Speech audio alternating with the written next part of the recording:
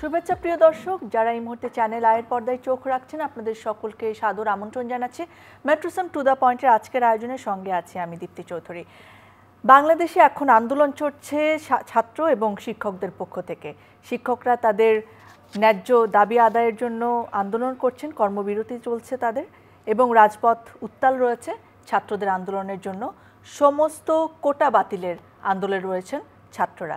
এদিকে আওয়ামী লীগের সাধারণ সম্পাদক জনাব ওবায়দুল কাদের এবং মাননীয় শিক্ষামন্ত্রীর সঙ্গে যে শিক্ষকদের বৈঠকের কথা হয়েছিল আজ, সেটি বাতিল করেছেন তিনি, অর্থাৎ আন্দোলন অন্য মোড়ও নিতে পারে। সেই সব বিষয় নিয়ে আজকে কথা হবে, ছাত্র শিক্ষক আন্দোলনের নানা দিক নিয়ে। আমার সঙ্গে আজকে জুমে যুক্ত রয়েছেন অধ্যাপক ডক্টর মোহাম্মদ বদরুজ্জামান ভূঁইয়া, উপাচার্য, বরিশাল বিশ্ববিদ্যালয়। স্যার, স্বাগতম আপনাকে। জি, থ্যাংক ইউ ভেরি মাচ। আমাদের সঙ্গে রয়েছেন অধ্যাপক ডক্টর সোহেল আহমেদ, প্রাণ রসায়ন ও অনুপ্রাণ বিজ্ঞান বিভাগ, জাহাঙ্গীরনগর বিশ্ববিদ্যালয়, সহসভাপতি, জাহাঙ্গীরনগর বিশ্ববিদ্যালয় শিক্ষক সমিতি। স্যার, আপনাকে স্বাগতম। ধন্যবাদ। আমার সঙ্গে স্টুডিওতে উপস্থিত রয়েছেন অধ্যাপক ডক্টর মোহাম্মদ সিদ্দিকুর রহমান খান, ইসলামের ইতিহাস ও সংস্কৃতি বিভাগ, ঢাকা বিশ্ববিদ্যালয়। স্যার, স্বাগতম আপনাকে। আমি অধ্যাপক ডক্টর মোহাম্মদ বদরুজ্জামান ভূঁইয়া আপনার কাছে শুরুতে আসতে যাচ্ছি যে আওয়ামী লীগের সাধারণ সম্পাদক এবং সড়ক পরিবহন ও সেতু মন্ত্রীর কাছ থেকে যে আশ্বাসটি পাওয়া গেছিল মাননীয় শিক্ষামন্ত্রী সহ বৈঠকে বসা, সেটি বাতিলের পর আসলে আন্দোলন কোন মোড়ে যেতে পারবে বা যেতে পারে বলে মনে করছেন? জি, আপনাকে ধন্যবাদ। আমরা খুবই আশাবাদী ছিলাম, বিশেষ করে আমরা যারা উপাচার্যের চেয়ারে বসে আছি তারা সকলেই আমরা খুবই একটা স্বস্তির জায়গা ছিল যে আন্দোলনটা হয়তোবা, যেহেতু আওয়ামী লীগের সাধারণ সম্পাদক তার আহ্বানে সকালে একটা বৈঠক হওয়ার কথা ছিল, কিন্তু পরবর্তীতে যখন সেটা স্থগিত হয়, আমি ব্যক্তিগতভাবে আমরা খুবই মর্মাহত হয়েছি। আমি মনে করি যে এই বিষয়টা যত দ্রুত সমাধান হবে ততটাই মঙ্গলজনক হবে। শিক্ষকদের যে ন্যায্য দাবি, সেই জায়গাটা আমি মনে করি যে সরকার গুরুত্ব দিয়ে যত দ্রুত সম্ভব তাদেরকে ক্লাসে ফিরে নিয়ে আসা, ততটাই আমার মনে হয় যে মঙ্গল হবে, এবং এই স্বস্তির জায়গাটাকে আরো বেশি মাত্রায় আমরা নিজেরা স্বাচ্ছন্দ্য বোধ করতে পারব। দীর্ঘদিনে আপনি জানেন যে দীর্ঘদিন ধরে আমরা একটা সুন্দর অবস্থানে ছিলাম, কোন রকমের সেশন জট কিংবা কোন রকমের কর্মবিরতি আমরা দেখিনি এই ৫-৭ বছর ধরে। এখন এই অবস্থায় এসে আমরা পুরোটাই যারা উপাচার্য হিসেবে আছি আমরা কিন্তু একটু বিব্রত হচ্ছি, কারণ ক্লাস বন্ধ রেখে তারা যখন কর্মবিরতিতে যান শিক্ষকরা, এবং বিষয়টা অত্যন্ত ন্যায্য আমি যেটা মনে করি, সেই জায়গাটাতে আমরা যারা এখানে আছি আমরা সকলেই একটু বিব্রত অবস্থায় আছি। আমি মনে করি যে আন্দোলনটাকে যত দ্রুত প্রশমিত করা যায়, যত দ্রুত আলোচনার টেবিলে বসা যায়, তত বেশি মনে হয় যে এই আন্দোলনটা আমার মনে হয় যে সেই জায়গায় থেমে যাবে। শিক্ষকরা চান একটা সম্মানজনক অবস্থান, এবং সেটা তাদের যে ন্যায্য দাবি খুবই যৌক্তিক, এবং সেই যৌক্তিক জায়গাটাকে আমার মনে হয় যে আলোচনার মাধ্যমে সেই জটটা খুলে যাবে, আমার দৃঢ় বিশ্বাস। আপনাকে অনেক ধন্যবাদ। আমি একটু স্টুডিওতে আসি, অধ্যাপক ডক্টর মোহাম্মদ সিদ্দিকুর রহমান খান, আপনার কাছে যদি আসি, ছাত্রদের কথায়, আপনাদেরই ছাত্র, যখন আপনারা আপনাদের ন্যায্য দাবি নিয়ে আন্দোলন করছেন, ঠিক তখনই আসলে সবচেয়ে বড় কোটা মেধা কোটা হবে, সেই আন্দোলনে রয়েছেন ছাত্ররা রাজপথে। এই যে ঝড় বৃষ্টি বাদলে সব কিছুতে আমাদের ছাত্ররা রাজপথে আন্দোলন করছেন, এবং হাইকোর্ট আসলে যে নাকচ করে দিয়েছে যে কোটা আসলে 30% মুক্তিযোদ্ধাদের জন্য থাকবে। স্বাধীনতার এত বছর পরে এসে যেখানে মুক্তিযুদ্ধ যারা করেছেন তাদের প্রভাবটা হয়তো তাদের সন্তানের উপর পড়েছে, তাদের জীবনের উপর পড়েছে, তাদের নাতি নাতনি পর্যন্ত বহাল রাখা, এটাকে কতটুকু যুক্তিপূর্ণ মনে করছেন? এবং ছাত্রদের আন্দোলনে সাড়া দেওয়াটা কি খুব বেশি জরুরি নয় এই মুহূর্তে দাঁড়িয়ে? দীপ্তি, আপনাকে ধন্যবাদ জানাচ্ছি, এবং একই সাথে আমার সাথে দুজন যে বিজ্ঞ আলোচক আছেন তাদেরকে শুভেচ্ছা, এবং চ্যানেল আইকে আমি বিশেষভাবে ধন্যবাদ জানাচ্ছি। এখন একটা জনজাতীয় গুরুত্বপূর্ণ ইস্যু, একটা হচ্ছে শিক্ষকদের আন্দোলন, এবং একই সাথে শিক্ষার্থীদের আন্দোলনের ফলে আমাদের উচ্চশিক্ষা প্রতিষ্ঠান বিশেষ করে বিশ্ববিদ্যালয়গুলোতে কার্যত একটা অচল অবস্থা বিরাজ করছে। এরকম একটা ইস্যুকে নিয়ে আপনারা যে আলোচনার ব্যবস্থা করেছেন এবং আমি মনে করি এটা খুবই জনগুরুত্বপূর্ণ। কিন্তু আজকে একটু আগে আমাদের প্রফেসর বদরুজ্জামান ভূঁইয়া সাহেব যে বক্তব্যটা রাখলেন যে আমাদের মাননীয় সড়ক সেতুমন্ত্রীর সাথে এই আন্দোলনরত শিক্ষক নেতাদের যে বৈঠকটি সেটি বৈঠকটি ওনার মতো আমাদেরও আশাহত করেছে।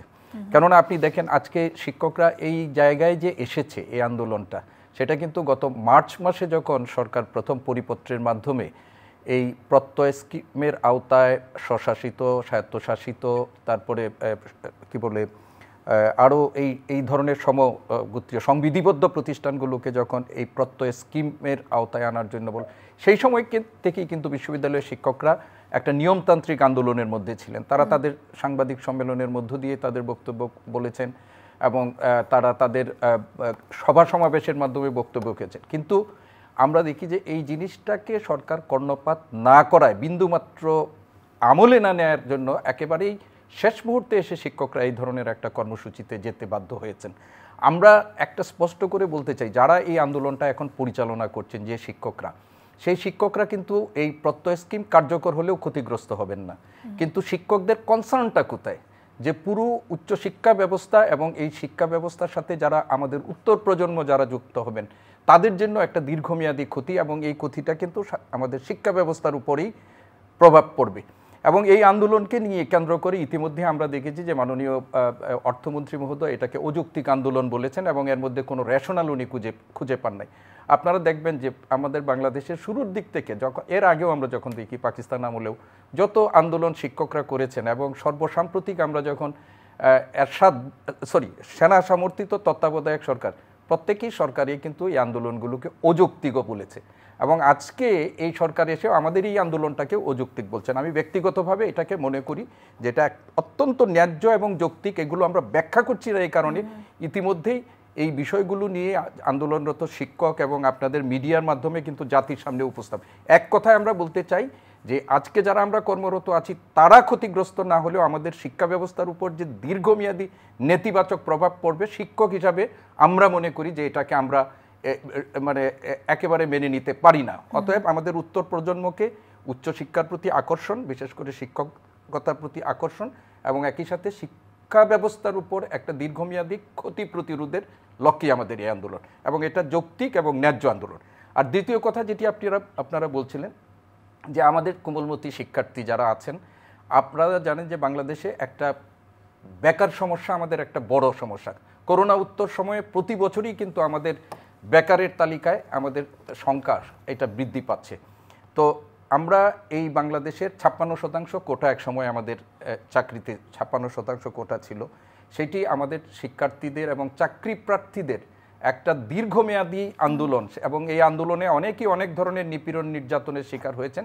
শেষ পর্যন্ত একটা নির্বাহী আদেশ বলে আমাদের এই কোটাটা বাতিল করা হয়েছিল 2018 সালে, এবং কেবলমাত্র আমাদের পিছিয়ে পড়া যাদের সাংবিধানিকভাবে যাদেরকে এই কোটার ব্যবস্থা বা সুযোগ দেওয়ার মধ্যে রাখা হয়েছিল তাদেরটা বহাল রেখে অন্য সকল কোটাটা বাতিল করা হয়েছিল। আমরা সম্প্রতি দেখলাম যে আমাদের হাইকোর্টের একটা বেঞ্চ থেকে নির্দেশনা দেওয়া হলো যে মুক্তিযোদ্ধার কোটাটা বহাল রেখে বাকিগুলো 18 সনের পরিপত্র অনুযায়ী রাখা হয়েছে। এখন আমাদের বক্তব্য, এবং আপনি যেটি বলেছিলেন, আমরা একটা মুক্তিযুদ্ধের মধ্য দিয়ে আমাদেরকে যে রাষ্ট্রটি উপহার দিয়েছে এই দেশের তারা আমাদের সূর্য সন্তান, তাদের প্রতি আমাদের সম্মান, তাদের প্রতি শ্রদ্ধা আমাদের কোনো রকমের কম নেই। তারপরেও আমরা বলতে চাই যে জিনিসটা এটা একটা পরম্পরাগতভাবে, আপনি যেটা বলেছিলেন যে পরম্পরাগতভাবে তো এটা চলতে পারে না। আপনি মুক্তিযোদ্ধার উত্তরাধিকারীদেরকে সুযোগ দেওয়ার নানা রকমের স্কোপ আমাদের কাছে আছে, রাষ্ট্র তাদেরকে সেই সুযোগের আওতায় এনে তাদেরকে যদি নিতে চায় নিবে।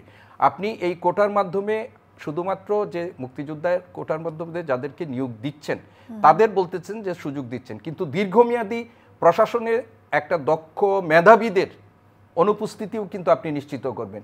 এখন বিদ্যমান ব্যবস্থায় আছে, যদি কোটা পূরণ না হয় আপনি পদগুলো শূন্য করে রেখে দিচ্ছেন। তো এইভাবে আবার আপনি খুঁজতেছেন, এবং এর প্রভাব যে নেতিবাচক কত প্রভাব পড়তে পারে দীর্ঘমেয়াদী প্রশাসনের উপর, সেটাও কিন্তু আমাদেরকে যারা এখানে আসেন সংশ্লিষ্ট তাদেরকে ভাবতে হবে। আরেকটা জিনিস আমরা স্পষ্ট করতে চাই যে মুক্তিযুদ্ধের যে ঘোষণাপত্র, আপনি যে মুক্তিযুদ্ধের চেতনার কথা আমরা বলি, সেখানে কিন্তু সামাজিক ন্যায় বিচার, বৈষম্যহীন একটা মানে সমাজ কাঠামোর কথা আমরা সেখানে বলেছি, কিন্তু কোটা ব্যবস্থার মধ্য দিয়ে কিন্তু সমাজে এক ধরনের বৈষম্যকে কিন্তু লালন করা হচ্ছে। তো আমরা এই ছাত্রদের যৌক্তিক দাবির প্রতি আমি ব্যক্তিগতভাবে আমি এটাকে সম্পূর্ণ যৌক্তিক বলে মনে করি। যারা মুক্তিযুদ্ধ আমাদের করেছেন তারা কিন্তু যখন মুক্তিযুদ্ধ করেছেন তারা দেশপ্রেমের জন্যই করেছেন। আজকে তাদের যে সমস্ত সুযোগ সুবিধা, এই সুযোগ সুবিধার প্রত্যাশা রেখে কিন্তু কেউ করেননি। আরেকটা কথা আমি শুধু এটুকু বলতে পারি, অনেক মুক্তিযোদ্ধা আছে বাংলাদেশে যারা কিন্তু মুক্তিযোদ্ধার তালিকায় নামই তারা নেন নাই। এবং সেই সময় যারা বেঁচে ছিলেন কতিপয় মানুষ ছাড়া সকলেই মুক্তিযুদ্ধে নানাভাবে অংশগ্রহণ করেছেন, সাফার করেছেন। তো আমি শেষ কথাটা এটুকু দীপ্তি বলতে চাই যে আমাদের শিক্ষা যারা মুক্তিযুদ্ধ করেছেন তাদের পরম্পরাগত সুবিধা রাষ্ট্র অন্যভাবে নিতে পারে, কিন্তু কোটা ব্যবস্থা বহাল রেখে তাদের সুযোগ দেওয়ার যে রীতি, এটি কিন্তু সমাজে এক ধরনের বৈষম্য তৈরি করছে, সেটি আমাদের কাম্য না। অনেক ধন্যবাদ আপনাকে। আমি জুমে যুক্ত আছেন অধ্যাপক ডক্টর সোহেল আহমেদ, আপনার কাছে যেতে চাই। এই যে আন্দোলন করছেন আমাদের সম্মানিত শিক্ষকরা তাদের ন্যায্য দাবির জন্য, কর্মবিরতি চলছে এবং একটা মোটামুটি অনেক দিন হয়ে গেল এই আন্দোলনের, তার উপর তারা তেমন কোনো সাড়াও পাচ্ছেন না। এটিকে আসলে আমাদের বুদ্ধিবৃত্তিক যে জগৎ, বুদ্ধিবৃত্তিক যে পেশা, তার যে সম্মান, সেখানে কি এটা ক্ষুণ্ণ করছে না? এবং আমার দ্বিতীয় প্রশ্ন হচ্ছে যে আমরা এখন অনেক শিক্ষার্থীর মধ্যে দেখতে পাই যে দেশের বাইরে চলে যাওয়ার একটা প্রবণতা থাকে। একটা সময় আমরা যেমন দেখতাম যে ক্লাসের সবচেয়ে ভালো স্টুডেন্ট যারা, তারা শিক্ষকতা আসতে চাইতেন। এই টেন্ডেন্সিটা আস্তে আস্তে কমে আসছে। সেটা কি আমাদের জন্য হুমকি স্বরূপ না? কি বলবেন? জি, ধন্যবাদ। অবশ্যই এটা একটা বিরাট হুমকি তৈরি করছে। প্রত্যয় স্কিম যেটা বিশ্ববিদ্যালয়ে জুলাই 1 তারিখ পর থেকে যারা যোগদান করবে তাদের জন্য এটা নির্ধারণ করা হয়েছে। আমি মনে করি যে মেধাবীদেরকে এটা নিরুৎসাহিত করা হয়েছে, মেধাবীরা আর আগ্রহী হবে না। তো সবচেয়ে উচ্চ পর্যায়ের শিক্ষা হচ্ছে বিশ্ববিদ্যালয়। সেই বিশ্ববিদ্যালয়ে আপনি দেখেন এখানে বিভক্ত করা হলো, যারা আমরা কর্মরত আছি এবং যারা যোগদান করবে, আমাদের যে উত্তরসূরিরা যারা আসবে আর কি। তো শিক্ষকদের মধ্যে একটা বিভক্তি, একটা বৈষম্য তৈরি করা হচ্ছে। এটার মধ্যে দিয়ে প্রত্যয় স্কিম ঘোষণা হয়েছে 13ই মার্চ। আমরা খুবই মর্মাহত হয়েছি যে বিশ্ববিদ্যালয়ের এতগুলো বিশ্ববিদ্যালয় এবং বিশ্ববিদ্যালয় শিক্ষক সমিতির একটা ফেডারেশন আছে। একটি গণতান্ত্রিক সমাজ ব্যবস্থা, গণতান্ত্রিক মূল্যবোধে আমরা যদি বিশ্বাসী হই, আমি মনে করি যে অংশীদারদের সাথে কথা বলা উচিত।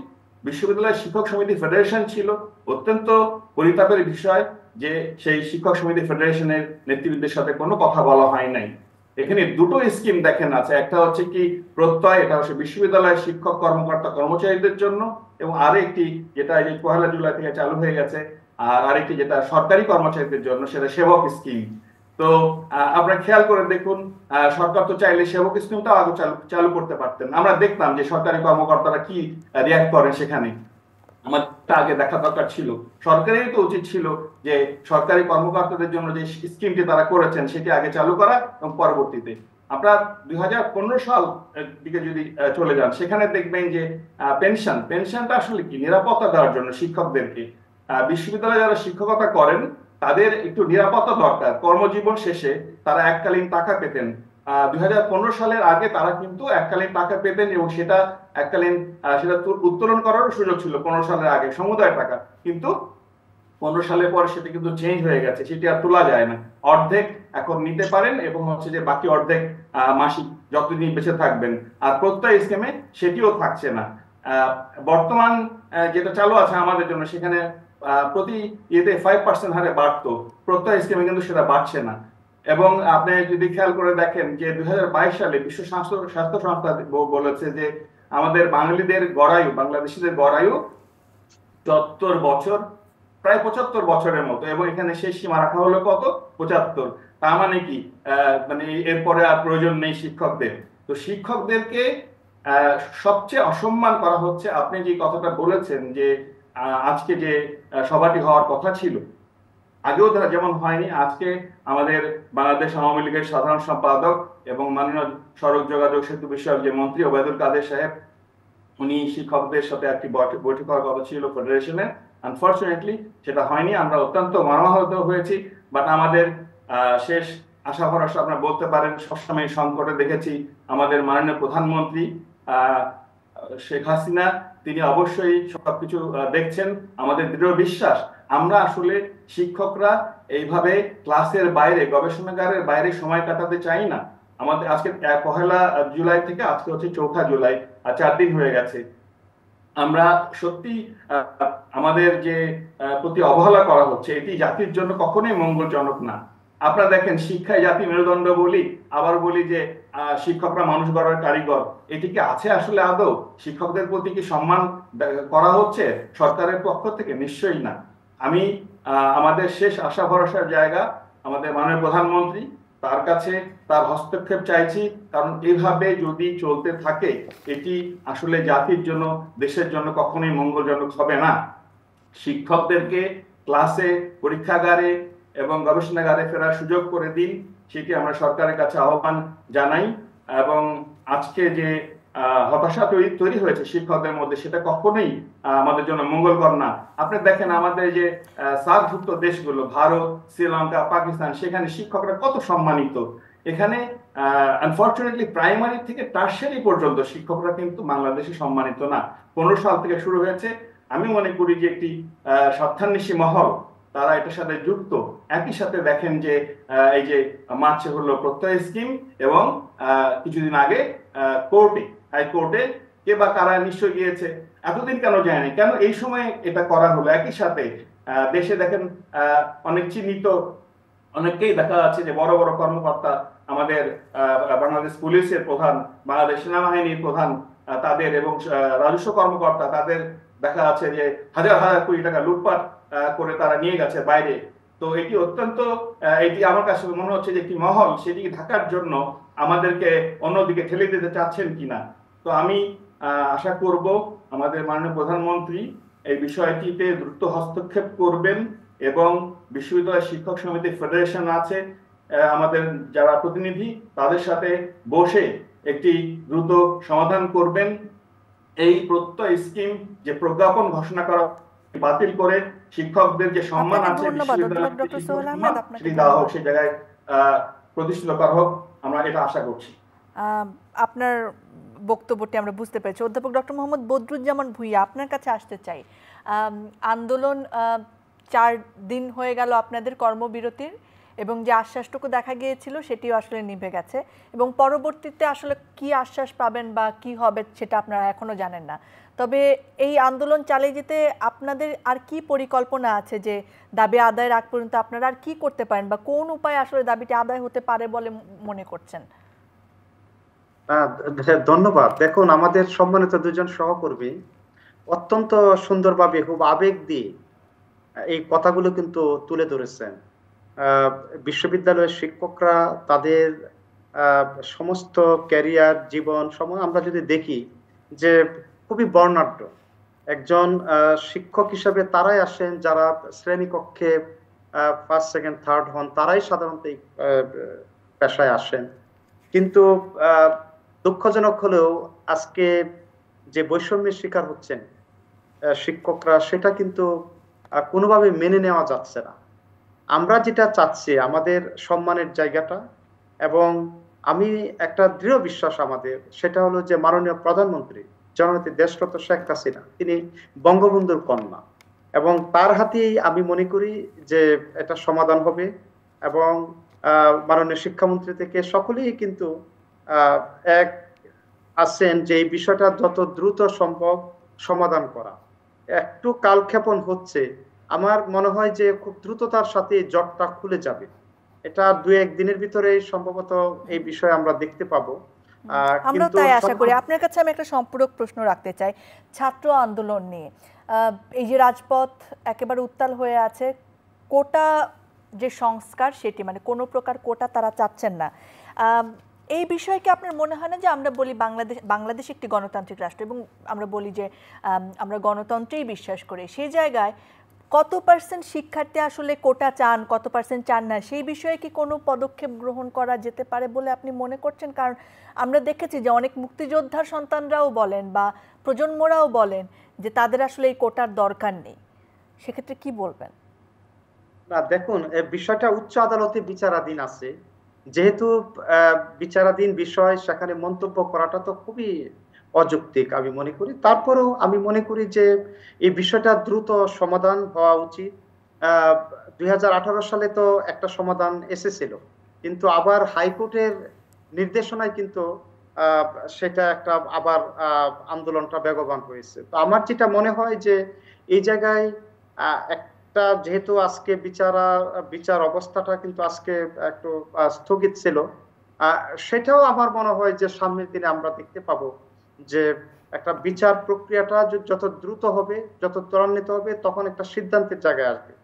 আর ইমোশনটাকে গুরুত্ব না দিয়ে আমাদের সকল দিক বিবেচনা করেই কিন্তু সামনের দিকে এগোতে হবে। আমি যেটা মনে করি যে শিক্ষার যে একটা সুষ্ঠু, আপনি বলবেন যে শুধুমাত্র ইমোশনের কারণে শিক্ষার্থীরা রাজপথে আছেন? আপনার কি মনে হয় না যে এই চতুর্থ শিল্প বিপ্লবের জন্য যখন আমরা তৈরি হচ্ছি তখন মেধাই সবচেয়ে বেশি যাচাইয়ের জায়গা হওয়া উচিত? তারপরেও আমাদের সকল দিক বিবেচনা করে আমাদের সামনে সিদ্ধান্ত নিতে হবে, চলার পথে সামনে সিদ্ধান্ত নিব। কিন্তু আমি যেটা মনে করি, একজন উপাচার্য হিসাবে আমি যেটা মনে করি যে শিক্ষার সুষ্ঠু পরিবেশ বজায় রাখা এই মুহূর্তে খুবই জরুরি।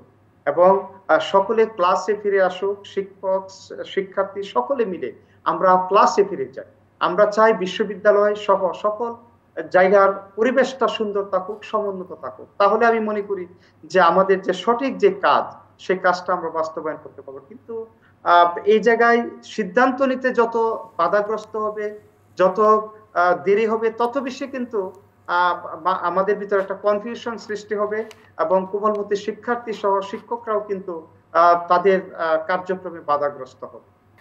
অধ্যাপক ডক্টর মোহাম্মদ সিদ্দিকুর রহমান খান, আপনার কাছে আসতে চাই একটুখানি। এই ইমোশনের জায়গাটা আসলে সবারই, যে যখন যে বিষয়ে দাবি করেন, শিক্ষকদেরও সেটা ইমোশনের জায়গা যে আপনারা আসলে সম্মান হানি হচ্ছে, আপনারা অধিকার থেকে বঞ্চিত হচ্ছেন, শিক্ষার্থীদেরও তাই। আপনার কি মনে হয় যে এই দুই আন্দোলনে আসলে কিভাবে ফলাফল পেতে পারি আমরা, বা সুষ্ঠু যে পরিবেশ শিক্ষার সেটি আসলে আসতে পারে? আপনার মতামত কি? দেখুন, আসলে শুধু ইমোশন এটা না, আত্মমর্যাদার প্রশ্ন জড়িত আছে সেখানে, আমাদের রুটি রুজির প্রশ্ন তো অনেক কিছু জড়িত আছে, জাস্ট ন্যায় বিচারের প্রশ্নটি এখানে জড়িত আছে। আমি আপনাকে যেটা বলছিলাম, আমার অন্য দুজন সহালোচকও যে কথাটি বলছিলেন, যে আপনি দেখেন বাংলাদেশে যখন 2008 সালে যখন নির্বাচন হয়, সেই সময় আজকে যে শাসক দল যারা ক্ষমতায় আছে তাদের যে নির্বাচনী ইশতেহার ছিল, সেই নির্বাচনী ইশতেহারের প্রাধিকার তালিকায় 10-এর 1-এ বলা হয়েছিল যে আওয়ামী লীগ ক্ষমতায় যেতে পারলে তারা শিক্ষকদের জন্য স্বতন্ত্র বেতন স্কেল প্রদান করবে এবং একটা স্বতন্ত্র বেতন কমিশন এটাও কিন্তু গঠন করা হবে। 2008 থেকে আজকে 16 বছরের ঘটনা। এটি বাস্তবায়িত হয়নি বাংলাদেশে এবং এই ধরনের কোনো উদ্যোগও হয়নি। কিন্তু সর্বশেষ যে আমাদের পে স্কেল হয়েছিল 2015 সালে, আপনাদের মনে থাকার কথা, সেই সময় জাতীয় পে স্কেলে বিশ্ববিদ্যালয়ের শিক্ষকদেরকে 3 ধাপ অবনমন করা হয়েছিল বেতন স্কেলে, এবং সেই 3 ধাপ অবনমনের ক্ষেত্রে শিক্ষকরা যে প্রতিক্রিয়াটা হয়েছিল, তারাও কিন্তু তখন একটা আন্দোলনের মাধ্যমে এই তাদের যে অবনমনের অবস্থা থেকে তারা কিছুটা উত্তরণ ঘটাতে পেরেছিল। সেই সময় সরকার প্রতিশ্রুতি দিয়েছিল শিক্ষকদের ভবিষ্যতে পর্যায়ক্রমে সুপার গ্রেডে অন্তর্ভুক্ত করা হবে। সেই সব কিছুর কোনোটি তো হয়নি। উপরন্তু এইবার প্রত্যয় স্কিম যে সর্বজনীন পেনশন ব্যবস্থাটা সরকার যখন চালু করে, আপনাদের মনে আছে যে প্রথমে 4টা স্কিম চালু করা হয়েছিল, এবং সেইখানে হয়েছিল যারা আমাদের দেশের অনেক নন ফর্মাল সেক্টরে আমাদের যারা কাজ করে বা অন্যভাবে আছে, তাদের একটা সামাজিক সুরক্ষা বলয় তৈরির অংশ হিসাবে সেটি করা হয়েছিল। কিন্তু যারা চাকরিরত আছেন বা যারা পেনশন সুবিধার ভিতরে আছেন, তাদেরকে সর্বজনীন পেনশন স্কিমের মধ্যে নিয়ে যাওয়া, এটাই তো একটা অযৌক্তিক ব্যাপার। আমরা তো একটা বিদ্যমান কাঠামোর মধ্যে আমরা আছি। সেই কাঠামো থেকে আমরা কোন সেক্টর থেকে দাবি করা হয়েছে যে আমাদেরকে এই বিদ্যমান অবস্থায় আমরা অসন্তুষ্ট আছি, আমাদেরকে নতুন ব্যবস্থার মধ্যে কেউ দাবি করেনি। আর আপনি যে কোনো নতুন নিয়ম যখন চালু করবেন, বিদ্যমান অবস্থা থেকে সেই অবস্থা উত্তরণের দিকে যাবেন, সুযোগ সুবিধা বৃদ্ধির দিকে যাবেন, আপনি কিন্তু পশ্চাতে তো যেতে পারেন না। কিন্তু প্রত্যয় স্কিমের নামে যেটি আমাদের করা হয়েছে, সেই স্কিম সরকারের বিভিন্ন তরফ থেকে, আপনি দেখেন শিক্ষকদের জন্য কতটুকু আরও অসম্মানজনক। শিক্ষকরা একটা আন্দোলনের মধ্যে আছে। জাতীয় পেনশন কর্তৃপক্ষ তারা একটা বিজ্ঞাপন দিয়ে শিক্ষকদের এই বক্তব্যগুলো স্পষ্ট করছেন। শিক্ষকদের সাথে এরা মনে হয় নমশূদ্র, আর যারা আছেন তারা মনে হয় সব ব্রাহ্মণ, যে শিক্ষকদের সাথে একটু বসে তারা পরস্পর বক্তব্যের মধ্য দিয়ে এই কথাগুলো আদান প্রদান করা যাবে না। একটা বিজ্ঞাপন দিয়ে পত্রিকার মধ্য দিয়ে স্পষ্টীকরণের কথা বলা হয়েছে। বাংলাদেশে আপনি একটু আগে চতুর্থ শিল্প বিপ্লবের কথা বললেন, আমরা বিংশ শতাব্দীর বৈশ্বিক চ্যালেঞ্জের মধ্যে আছি।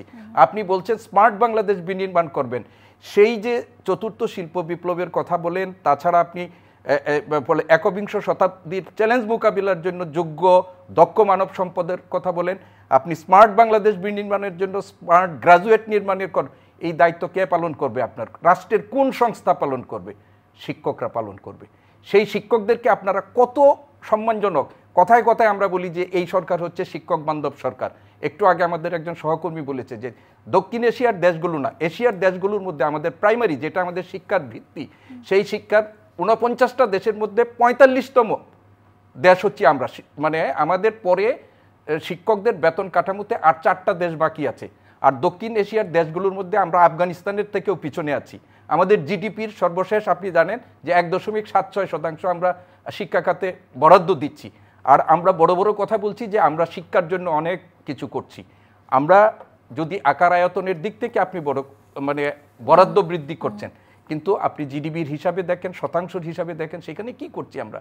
বিশ্ববিদ্যালয়ের শিক্ষকদেরকে 15 সালে যে অবস্থার মধ্যে নিয়ে নেওয়া হয়েছিল, সেখানে যে একজন বিশ্ববিদ্যালয়ের শিক্ষক পিএইচডি ডিগ্রি করা, যেটা আমাদের চাকরির সাথে একেবারেই খুব গুরুত্বপূর্ণ, সেইখানে যে তারা একটা ইনক্রিমেন্ট পেত, সেটাও বন্ধ করে দেওয়া হয়েছে। সরকারি কর্মকর্তারা বা কর্মচারীরা সেই ইনক্রিমেন্ট পাবার ক্ষেত্রে তারা যখন পুনর্চালু করা হয়েছে, শিক্ষকদের বিশ্ববিদ্যালয়ের শিক্ষকদেরটা চালু করা হয়েছে 2022 সাল থেকে, আর তাদেরটা 2015 সাল থেকে রেট্রোস্পেক্টিভ এফেক্ট দেখানো হয়েছে।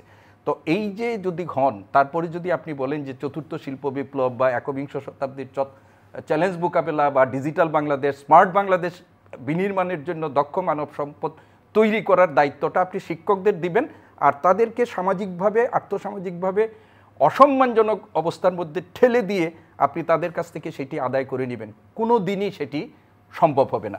আজকে শিক্ষকদের সেটা শুধুমাত্র আমরা কি বলি, শিক্ষকদের একটা সম্মান আছে, সম্মানই আছে, সম্মানটা নিয়ে আমরা খুব আত্মশ্লাঘা অনুভব করি, সম্মানই দিয়ে আমরা জীবন জীবিকা নির্বাহ করি।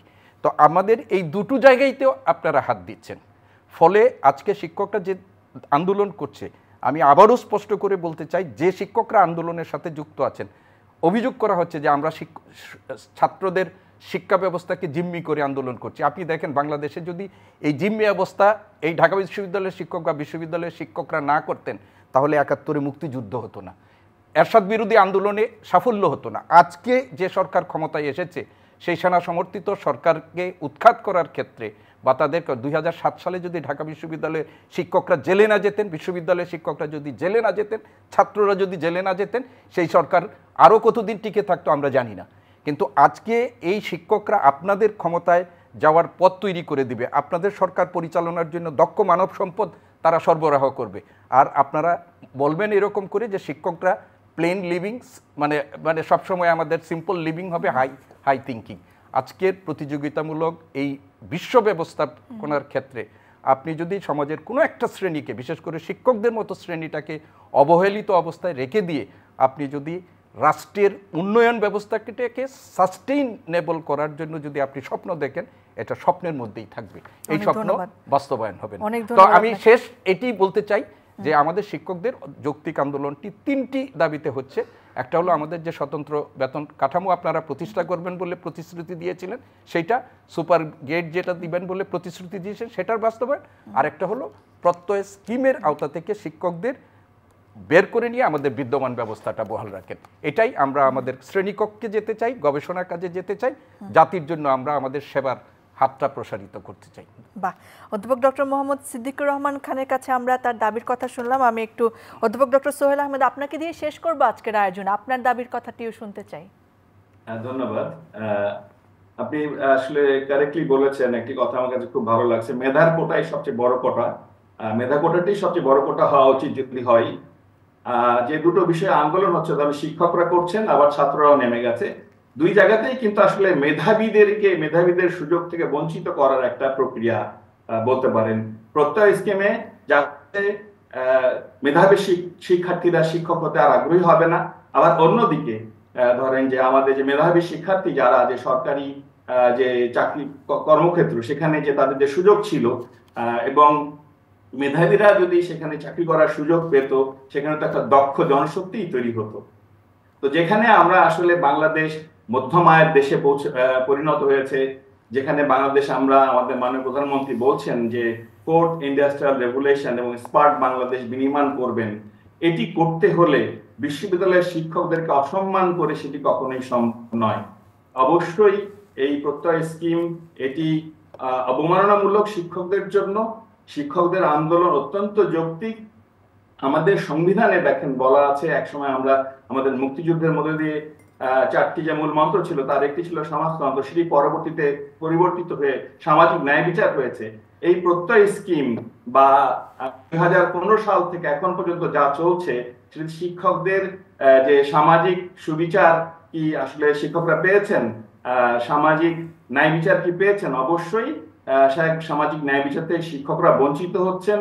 এটি কখনোই ভালো না একটা উন্নত জাতি গড়ার জন্য। এবং আমরা মাননীয় প্রধানমন্ত্রী যা বলছেন 4th ইন্ডাস্ট্রিয়াল রেভলিউশন এবং স্মার্ট বাংলাদেশ, এটা অবশ্যই এই পলিসি থেকে সরে আসতে হবে। শিক্ষকদেরকে সম্মান করতে হবে। শিক্ষকরাই আসলে জাতি গঠন করেন।